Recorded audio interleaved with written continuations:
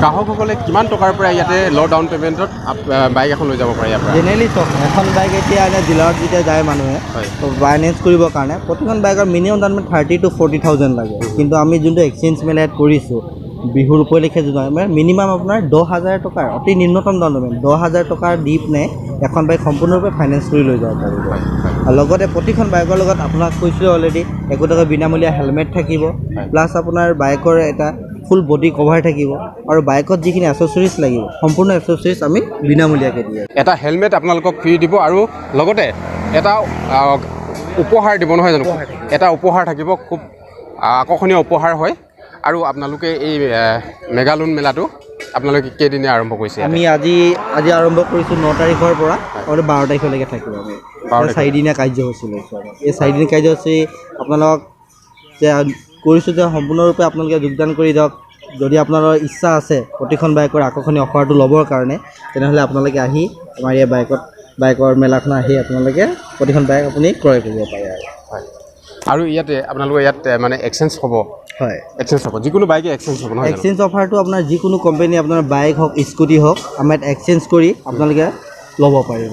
সম্পূৰ্ণৰূপে যিকোনো বাইক আপোনাৰ স্কুটি বা বাইক যিকোনো কোম্পানীৰ আছে আমাৰ ইয়াত এক্সচেঞ্জ কৰিম বুলি ভাবিলে বোলে আপোনাৰ চলাই এখন হয়তো আপোনাৰ আমনিও লাগিব পাৰে, নতুন এখন ল'ব ইচ্ছা আছে, তেনেহ'লে আমাৰ ইয়াত এক্সচেঞ্জ কৰি আপোনালোকে বেলেগ এখন নতুন বাইক লৈ যাব পাৰিব।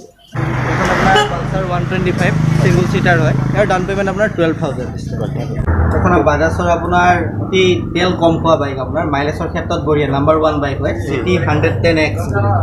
এখন আপোনাৰ মিনিমাম ডাউন পে'মেণ্ট আমি 10,000ত দি আছোঁ। বন্ধুসকল, আছোঁ বৰ্তমান ডিৰাগ চাৰিআলিত আৰু ডিৰাগ চাৰিআলিত আজিৰে পৰা বাজাজ মেগা লোন মেলা আৰু এক্সচেঞ্জ মেলা। আপোনাৰ মানে পুৰণা বাইকখন আপুনি ইয়াত দি এক্সচেঞ্জ কৰি আপুনি নতুন এখন বাইক লৈ যাব পাৰে বাজাজ কোম্পানী। আৰু এই বাজাজ কোম্পানীৰ ৰঙালী বিহু শুভেচ্ছাৰে ইয়াতে ন অফাৰ দিছে। মন পচন্দৰ বাজাজ কোম্পানীৰ যিকোনো বাইক আপোনালোকে ইয়াৰ পৰা লৈ যাব পাৰিব খুব কম ডাউন পে'মেণ্টত। মানে একেবাৰে 10,000 পৰা 15,000 ভিতৰতে আপোনালোকে বাজাজ কোম্পানীৰ যিকোনো বাইক আপোনালোকে ইয়াৰ পৰা লৈ যাব পাৰিব।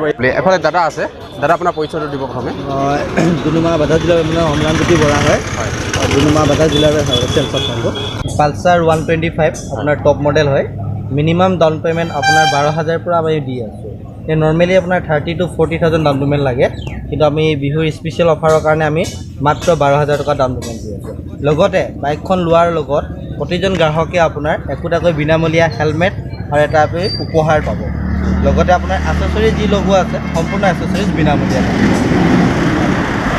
আৰু এইফালে ঠিক তেনেকৈ আপোনাৰ এখন পালচাৰ 150 টপ মডেল হয়। আৰু 150খন ডাউন পে'মেণ্ট কিমান দিব লাগিব? এখন মিনিমাম আপোনাৰ 15,000 টকা। আৰু এইফালে চেম মডেল পালচাৰ 150 N160 N160 আপোনাৰ ব্লুটুথ চেনেল আছে, আপোনাৰ USB প্লাই আপোনাৰ Bluetooth channel, mobile charging point কৰিব পাৰিব,